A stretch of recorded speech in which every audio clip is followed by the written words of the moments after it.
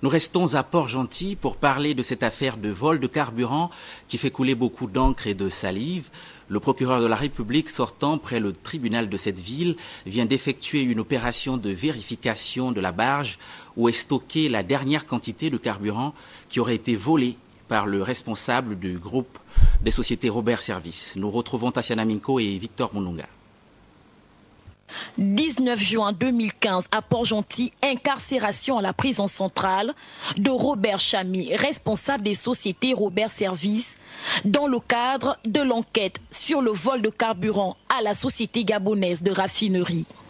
L'affaire éclate en réalité en novembre 2014, lorsque le nouveau procureur de la République met à nu un vaste réseau de détournement de produits pétroliers. J'ai lancé cette opération. J'ai arraisonné ce carburant. C'est moi qui ai procédé à l'arrestation de M. Chamy, qui aujourd'hui est toujours en prison. La dernière cargaison de carburant volé ayant fait l'objet de la saisie fut placée en garde dans la bûche de la gendarmerie nationale.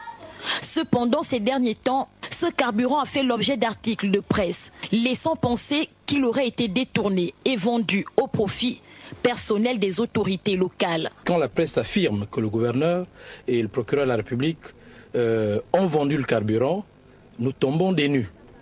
Il fallait donc appeler tous les responsables des services pour venir sur cette barge, constater, puisque nous venons de procéder à tous les jaugeages, constater que le carburant qui avait été saisi à Robert Service est toujours là. Et j'en appelle surtout à l'implication personnelle du ministre en charge de la justice pour rappeler à certains que nous sommes tous des agents de l'État. Le phénomène Robert Chamy nous a fait tous beaucoup de mal, mais surtout l'État gabonais qui a perdu beaucoup de carburant.